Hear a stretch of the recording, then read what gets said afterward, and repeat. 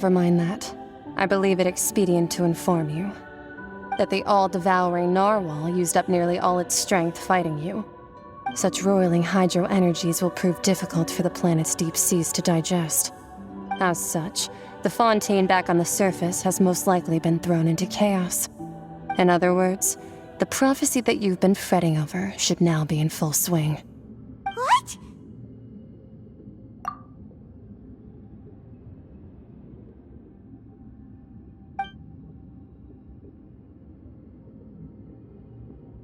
Not to worry. Focalor has already managed to deceive the heavenly principles. In the end, the people will all be dissolved into the waters, and only Farina will remain, weeping on her throne.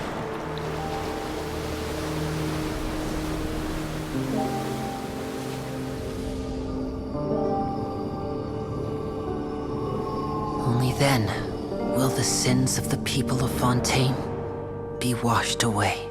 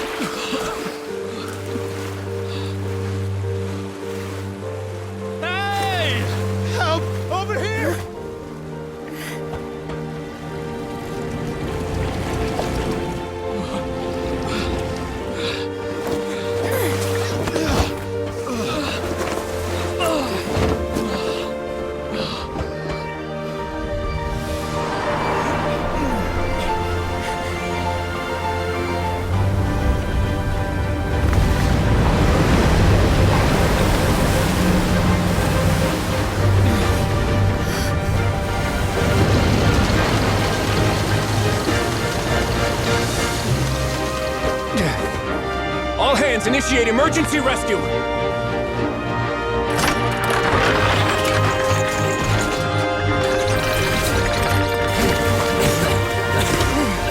Hurry!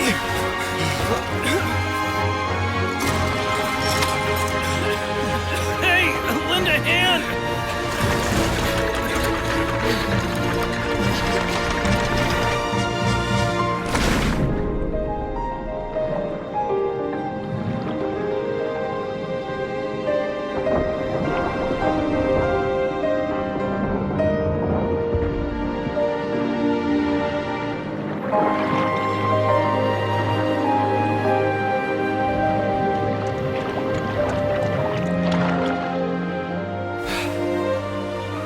Look! The water's receding!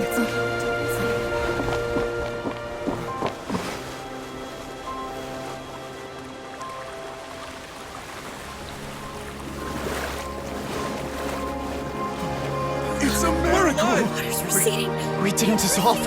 The prophecy was wrong! The prophecy was wrong!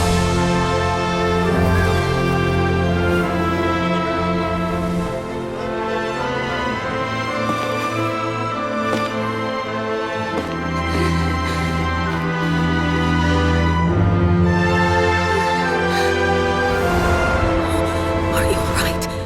Yeah. We're saved. The prophecy was wrong.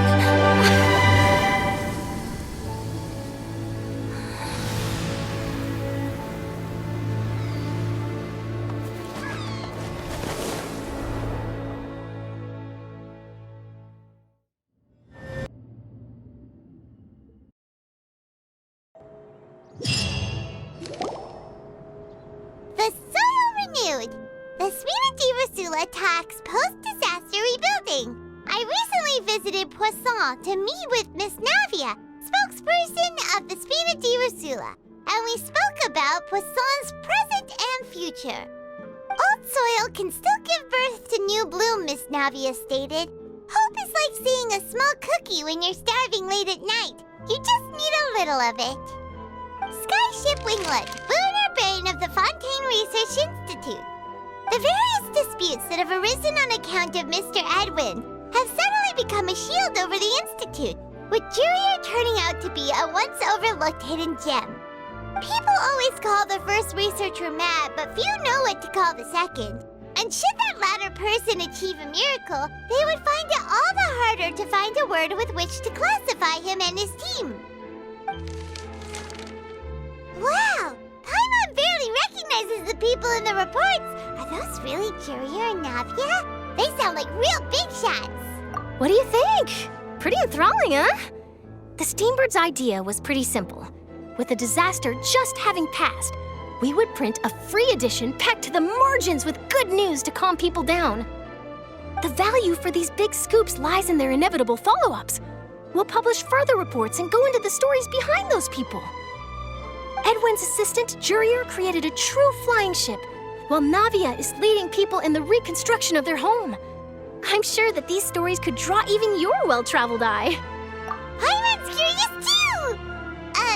Wait a minute. Didn't we watch everything happen from start to finish? What's there to be curious about? And that's exactly why I'd like you to come conduct interviews with me.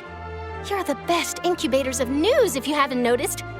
And also, with you around, I'm sure I'll get to see that Duke. Are you sure? Hasn't he turned you down several times already? Oh, this time will be different. Come on, let's head to Poisson first, and then make a trip to the fortress. There are some things you'll only know when you get there.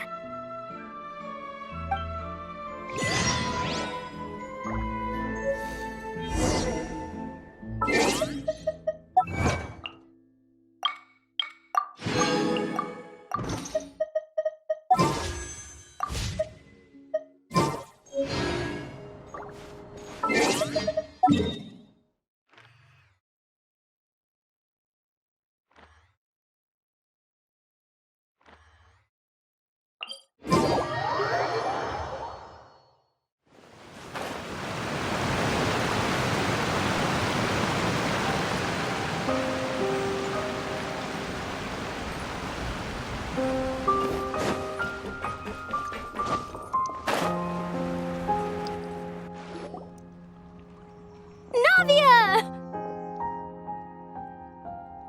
Oh, it's you. What brings you all here? Hey, we're just having a look around.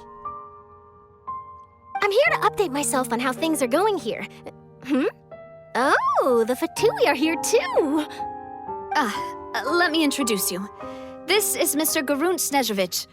He represented the Knave in sending us a large amount of supplies, and is helping with our work. Our residents are hard at work as well.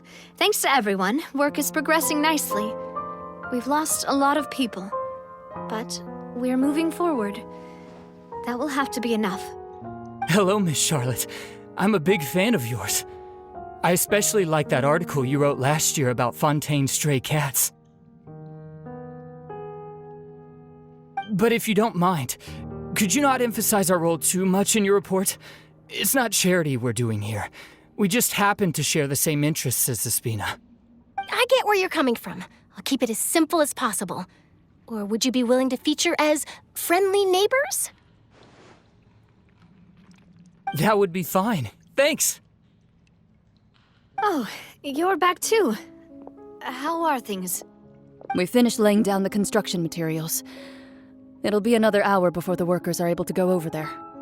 Huh? You're here too, Clorand? Well, her reputation's greatly risen after that whole duel business with Miss Farina, so she's here in Poisson to wait out the heat. All right. She really came here to help me out. There's too much to consider in the reconstruction of Poisson. The Spina has need of more decision-makers. And, well, I do already happen to be connected to Mr. Callis. Oh, wait just a moment. Do you mind me asking a few questions? You know, about how you felt before the duel, about what it was like facing down a god. There's lots of exciting material there, I bet. Forget it. I'm sure you can find a better theme than that, Miss Charlotte. I see you're the same as always. Couldn't you do me a favor, for Navia's sake? Well, if we're talking about doing things for my sake, you might as well just take a few more photos of me. Or of the Traveler. It's better than wasting time persuading Clorand, at any rate. Of course I will. I'm not gonna let her off that easy. All right, then everyone who wants to be in the photo, gather up. And smile!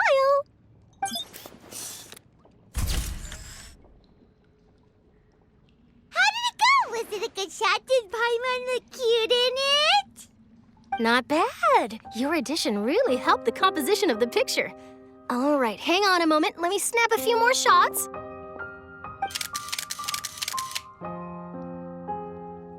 All right, that should do it. I'll be back here later anyway, so let's call it a day.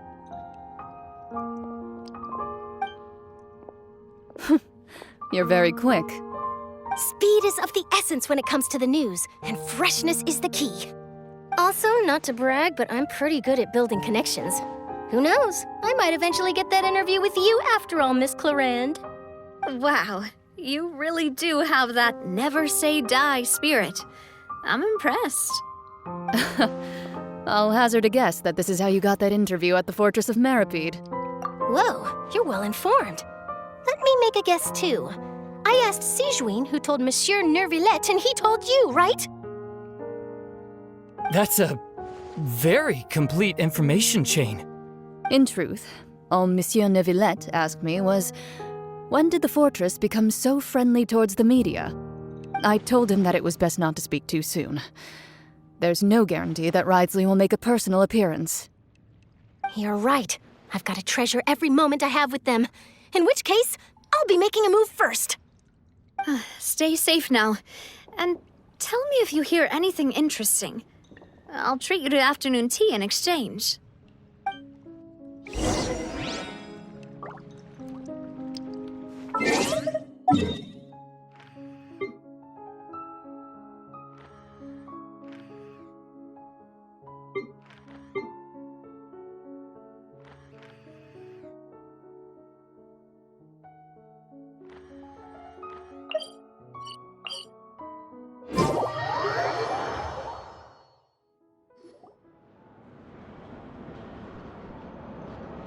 Wow, guess we're here again, huh? There's a real nostalgic feeling to this place. Looks like you've been missing us. Duke! Did you come all the way to the entrance to greet us? Of course. I'm here to welcome you and our dear Miss Charlotte, whom our good head nurse recommended to me. It's an honor to finally meet the much-rumored Duke. Thank you for consenting to my visit to the fortress, sir. No need to thank me. But that said, I shouldn't be the focus of your interview. I trust you recall our agreement? Of course, of course. All right then, this way.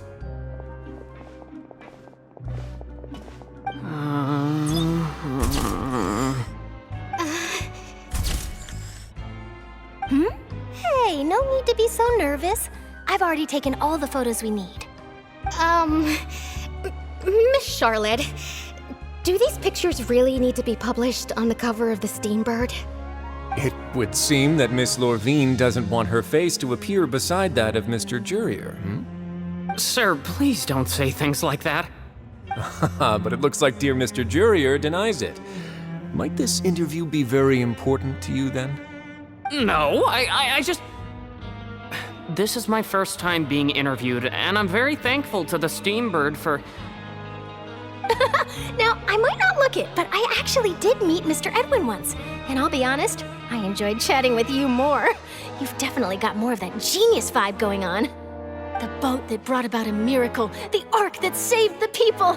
Why, you recreated a myth back there, like an emissary of legend. Still, if I might ask, where's that flying ship now? Huh! Looks like Charlotte's trying to get herself another exclusive scoop.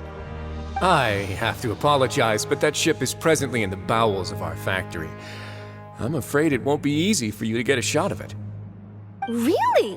Well, then in that case, could I have an interview with you to make up for that loss?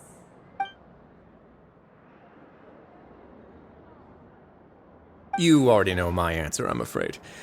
Best you interview our head nurse instead. Or perhaps you'd like to take another photo of this couple of researchers? Did you really have to use the word couple? Well, then, 2 solo photos will do. Is my hair messed up? Please, someone help me have a look. Things sure are getting pretty lively here.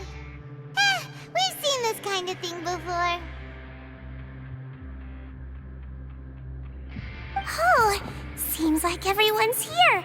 Would any of you like to try this new drink I came up with? Ah, Sigewinne. Hey, Miss Charlotte. Why don't you, take some pretty photos of our head nurse? Sure. Come on, Miss Sigewinne, over this way. Let's find a brighter spot. Sure. Do I have to smile? So, how have things been at the fortress?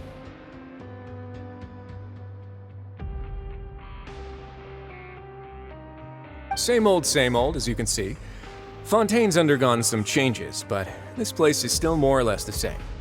Other than that flying ship, it got a tad too much attention, I think.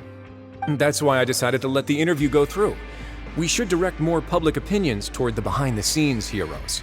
Am I right, Mr. Jurrier? Miss Lurvine? You're too kind, sir. I believe that you too should have your day in the sun. Not that you would want that, which is a pity.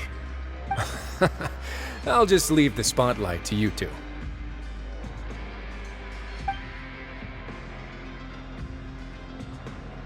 I see. Lots of things happened that day, huh? Anyway, regarding that Harbinger, I'm not sure you remember, but his 3 young followers are still waiting for his return. He sure did win them over, huh? I'll tell them that there's good news and bad news. The good being that their boss seems fine, and the bad being that they must face extended sentences for abetting his escape. Oh, actually, what about you? Are things gonna change for you too? What change can there be? The fortress will keep chugging along, and so will my duties. As to what Miss Farina's departure will mean for the nation, and if our laws and governance will be transformed, we'll leave those to the folks in the overworld. Hey, everyone. The photo shoot's done. Good. In that case, let's call it a day here. Thanks for your cooperation. Come on, Traveler, let's go.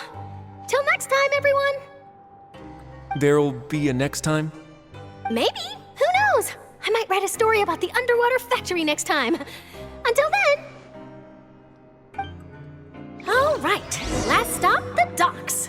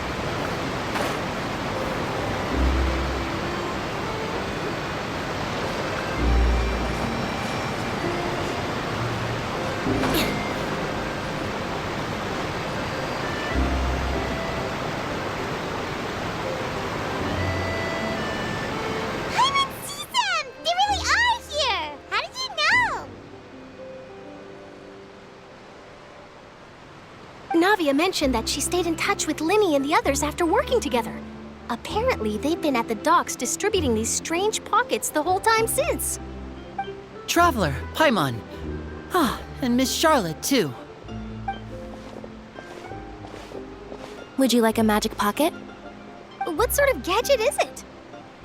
It's a wondrous bag that can be used to carry many things. The water level has returned to normal, but if you see any of your things floating around, you can use this to carry them. Or you could trick a friend into doing it for you. Trick a friend? I wonder which of my friends would fall for that.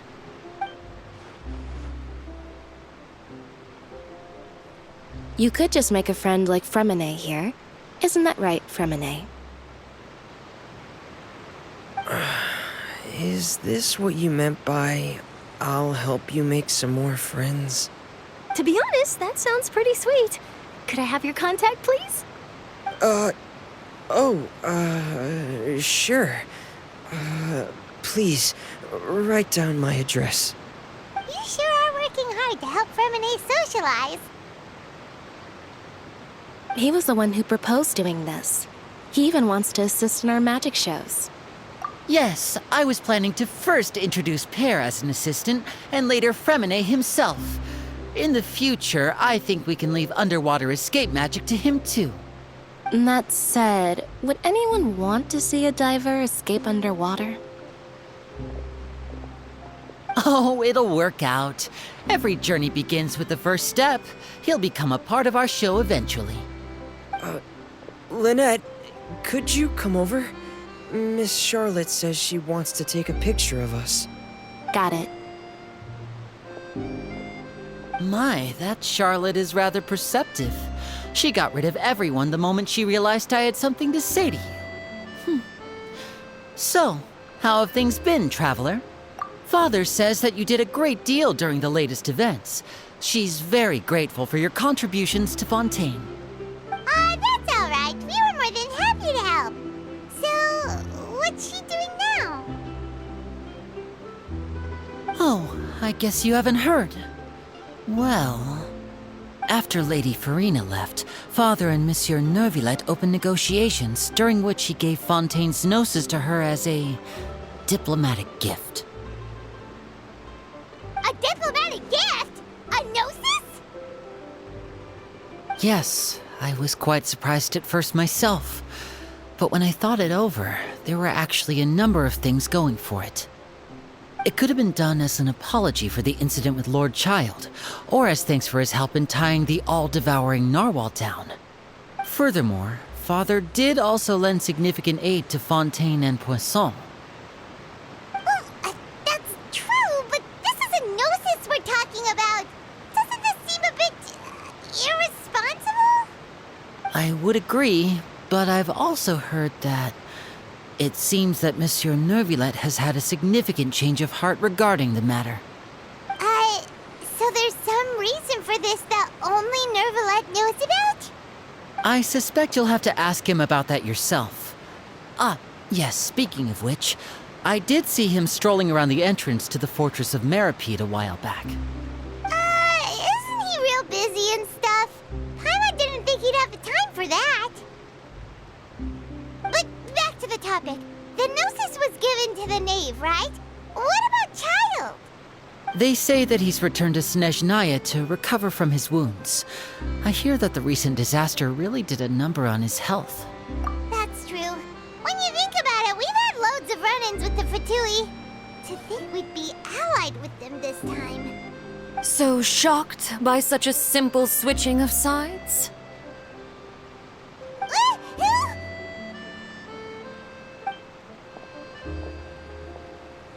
Father! Well, what do you know? Come to the docks to see how my children are doing and meet the Traveler by chance. Please do not pay my accomplishments in Fontaine too much mind. I would have done them regardless. Are you going to take the gnosis back to Snezhnaya? That is our duty as harbingers, yes. Don't be too preoccupied with sides. The goal of the Fatui concerns not a single place or person, but the entire world. With such a grand goal in mind, it is inevitable that we must wear many masks. Switching my masks is something I've always done. Well, that depends on many things. No one truly knows what the future holds. What good is honesty if you can't rely on it forever? As for you, I very much look forward to our next collaboration. Good things cannot be achieved alone, and you've proved yourselves to be great partners. A vision? All right. I'll remember to return it. Thank you for keeping it safe for him this entire time. And that's a wrap for me. Huh? You're... Greetings, Miss Journalist. Hello. If I'm not mistaken, there are diplomatic channels I'll need to report to take a photo of you. That is correct. So forgive me, but I will not be able to serve as a subject in your article. However, feel free to write as much as you'd like about our dear magicians. and our upcoming rookie talent. I will! The sea breeze is quite pleasant. I shall continue my walk while the weather remains so agreeable. Farewell. Farewell, Father. Oh, she has such an intimidating presence. I didn't even dare to take a picture. Thankfully, I've already wrapped up all my pre-scheduled interviews. Thank you all. This'll be more than enough for me to write about, I'm sure. Don't be too nervous. Why don't you take a magic pocket before you go? Here, Traveler, Paimon, you take one too. To move things about? That's right. Funny. I was giving out magic pockets when we first met too. And what do you know? I'm doing the exact same thing right now. So many things have happened, but the pockets are still the pockets. I guess this must be life. We will all follow our own paths, and serendipity will lead you to your fated friends. All right then. We'll be handing out pockets in some other districts later, so we'll get going now. Have a good day, you two.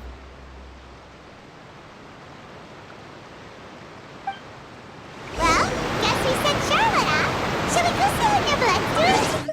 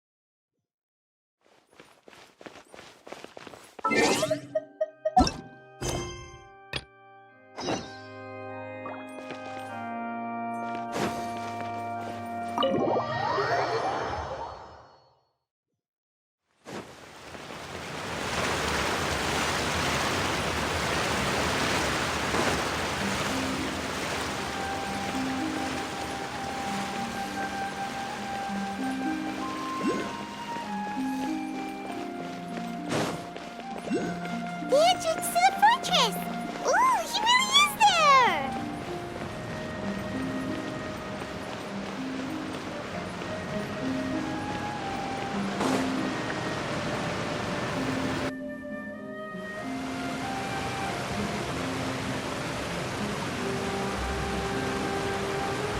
So, you really are here, Neuvillette! Paimon didn't think you were going to have free time this hour of the day. Really? Oh, I suppose you must have met Mr. Linney. He took the time to greet me earlier when he passed this way. In any case, you came at a good time. I was just considering reaching out to you to set up a meeting, so I may explain some things that I haven't had the time to before. Aw, Paimon's glad that you remembered. Thank you for keeping us on your mind, what with you being busy and all. Alright, let's have it then. How was Fontaine actually saved? The whole business is still quite the mystery to us. It is strange how words can often leave a bitter taste in the mouth when it finally comes time to say them out loud.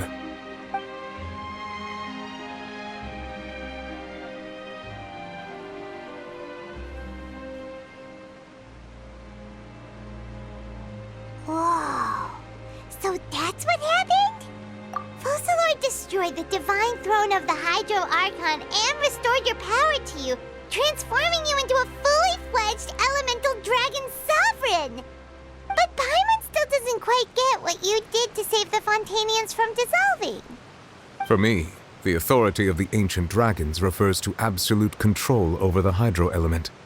Fontainians were incomplete humans born of Egeria's use of the power of the primordial sea, with constitutions similar to that of mimics. But so long as those primordial energies remain within them, I could use the ancient dragon's authority to grant them true blood, after the fashion in which life was first brought into being on this planet. In other words, when I gave my verdict, Fontainians became true humans, and thus would naturally no longer be dissolved by water from the primordial sea. Focalor must have counted on you to make that decision as well.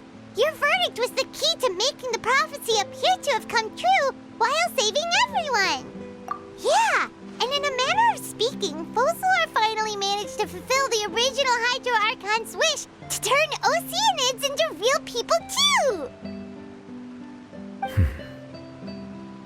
It seems from your expressions that you still have more things you wish to ask. Ask away. I will tell you the truth as I know it. I have investigated his case along many avenues, and I have learned that he once fell into an unknown chasm when he was young. There, by chance, he awakened the all-devouring narwhal. But whether it be by sentiment or reason, that should not have been enough to consider him the root cause of the disaster. At most, he would have had tangential liability.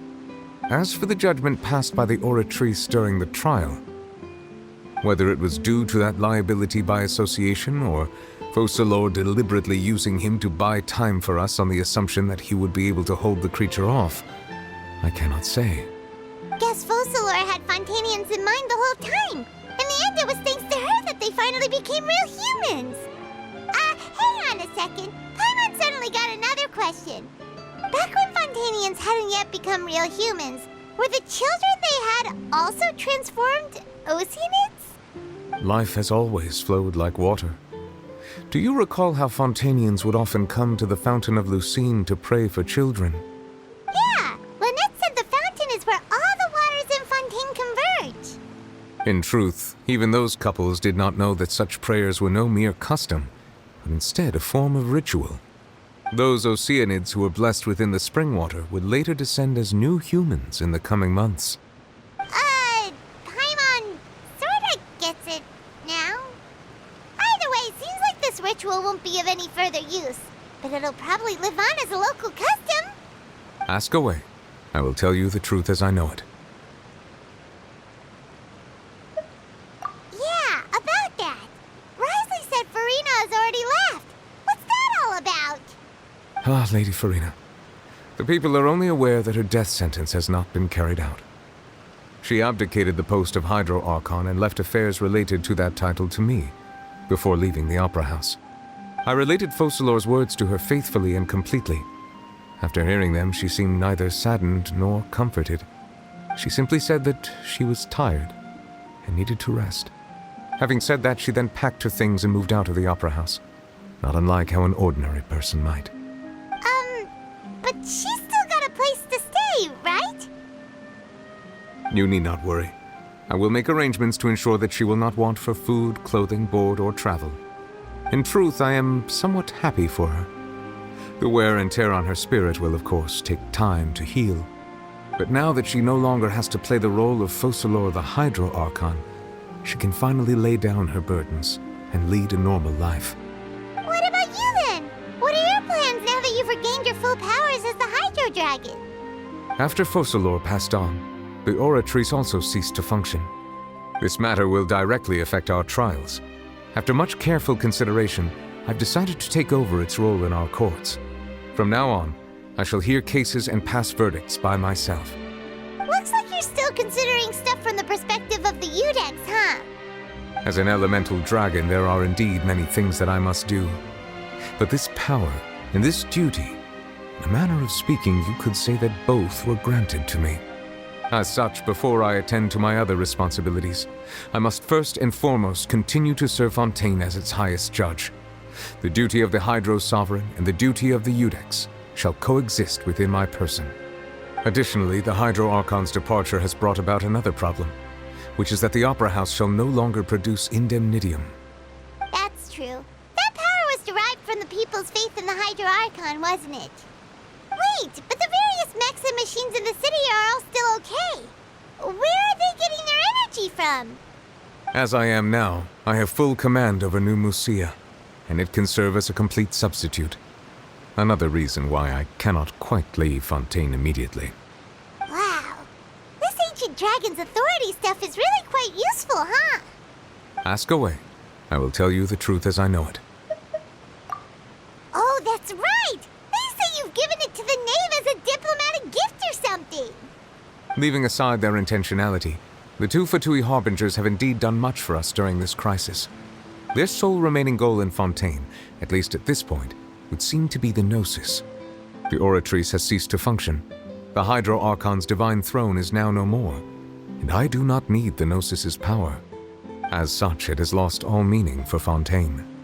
If the Fatui have impure designs, then we might as well accede to their request now, and avoid unnecessary conflict. What complicated considerations? Paimon thought you were just giving it to them out of gratitude to the knave and as an apology to Child. Ask away. I will tell you the truth as I know it. You will soon be heading to Natlan, I presume? I'm afraid that I have little talent as a travel guide, so all I can do is tell you what I know about that land. As far as I'm aware, Natlan can be said to be a nation of dragons. A nation of dragons? You mean like you? No, I suspect that I would not find myself welcome there. Unlike ancient dragons such as myself, the dragons of Natlan have undergone long years of development and evolution. Large numbers of them have entered a form of coexistence with humanity. Natlan is also the nation of war. War ravages those lands like an undying flame. There is one other piece of information I got incidentally from my negotiations with the knave that I believe may be useful to you. The Harbinger known as the Captain has thrown his hat into the endless ring of war. The Captain. Sounds like a real tough customer. Seriously, everywhere you look, there's a Fatui Harbinger doing their thing. I suggest that you fully prepare yourself before going to Natlan. In the meantime, Fontaine's doors will always be open to you. Ask away. I will tell you the truth as I know it. Hang on a sec. Paimon's still got a question about the Gnosis. When we spoke to Linny earlier, he mentioned that your attitude towards giving away the Gnosis had clearly changed. We guessed that there might be some reason for it that only you were aware of. No wonder the House of the Hearth is the Fatui's intelligence division. They are certainly sharp. So regarding this specific issue, I was just getting ready to share something with you. What is it?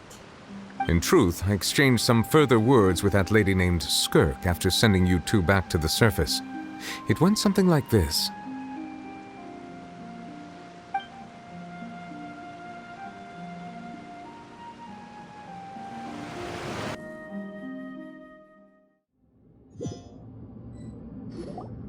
Well, we're going to head topside to see what's going on. You hurry over soon as well, all right, Nervalet? What next? The all-devouring narwhal isn't here, so I'm no longer getting any interference. I can finally catch the scent of your power, what it's made of. It is the authority of the planet's primordial dragons, but with something very similar to a god's curse mixed in. It's quite a novel blend. I'm sure I've encountered something like this before. What was it again? I do not know what you speak of. Of course. How could I forget? You should have the remains of the third descender on your person, yes? Remains? I've never heard of any such thing. According to your parlance, I believe it may be called a gnosis. Well, that much is true. After Focalor's divinity faded, she handed her gnosis to me. But I fear I have never heard of it described in the manner that you just did. I've been training with my master, the Foul, ever since I was young, and I have never returned to the surface since. So most of the information I possess, I got from him. It is only natural for those who are greater than humanity to possess a different sort of common sense, which is why there are so many problems in our attempts to communicate with humans. Regardless, you should probably get rid of objects of misfortune to prevent any disasters from befalling you. To live in itself is a blessing. But once a person dies, the bonds he once had with this world shall all turn to curses. What do you mean by that? No need to fret. These are just my personal thoughts, and my reason for no longer wishing to return to the surface. This third descender you refer to, who are they? And when did they die? Master never mentioned them to me. Perhaps it just wasn't that important for me to know. If you're interested, though, I could ask him. I'll be sure to pass the answer on to you next time. Next time? You believe we will meet again? I do. Wait. I have a disciple of my own, don't I? He can be the messenger then.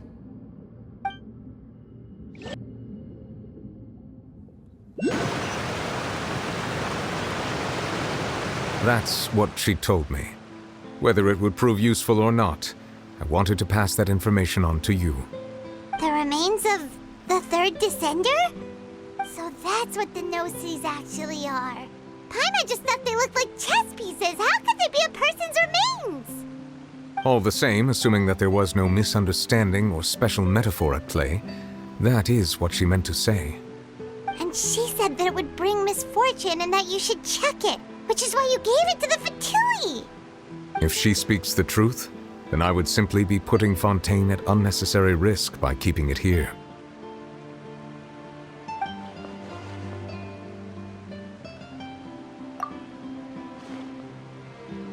I had guessed that you might already be familiar with this concept, but I did not expect you to be one of them.